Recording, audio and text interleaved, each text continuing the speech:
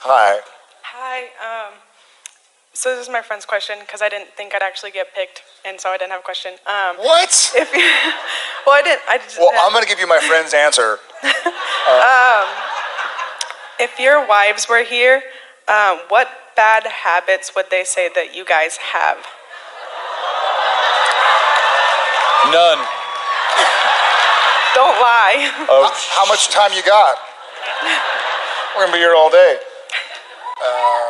I'm going to point out one thing, a pet peeve of his, that is a pet peeve of mine.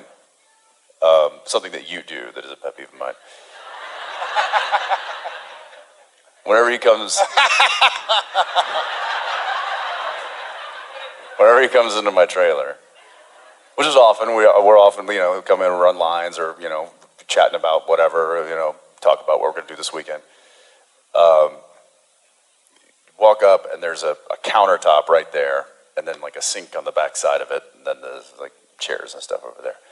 He'll walk up, no joke, every time I could set my watch by it, he does this. And puts his gum on my counter. Every time.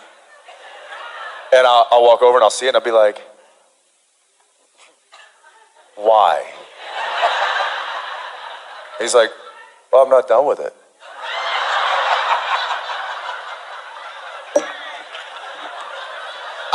Every single time.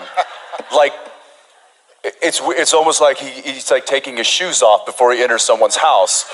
He walks into my trailer and he takes the gum out of his mouth and puts it on my countertop, and then he picks it back up and puts it in his mouth and leaves.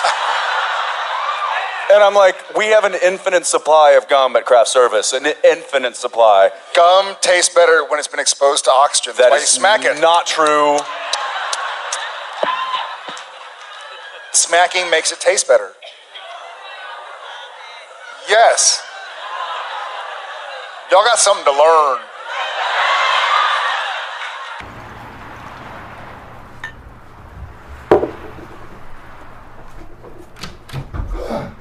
Somebody better be chasing you. It's good for you. No, it's not good for you. Look at you. You're a mess and you stink.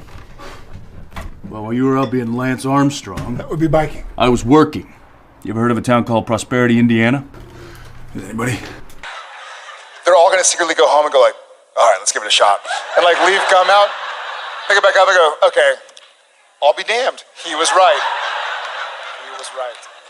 Like Will Ferrell and Elf. You find the gum underneath the subway there, you're like, oh my gosh, these are so old, they're amazing. They've been exposed to oxygen for years. Genevieve was telling me this story. She was going through customs. She had flown from Austin to Vancouver. This was years ago. I think Tom was a baby. And the person in front of her, you go to the counter and here's my passport, here's my declaration, I'm coming here to visit. And she's like, we had just had our first kid. And she's looking, and the kid is maybe like 4 or 5 years old in front of her.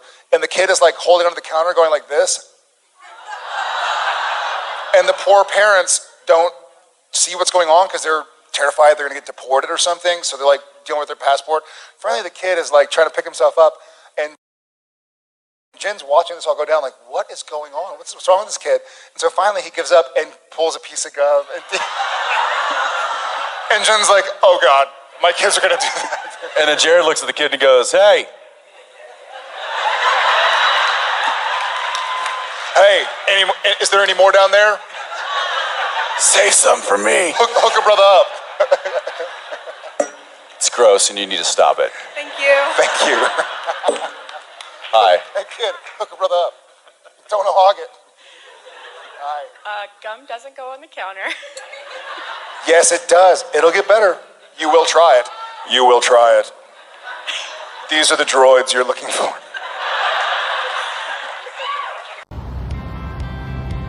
Awesome. That's awesome. Right. Come on. You know what? You're awesome.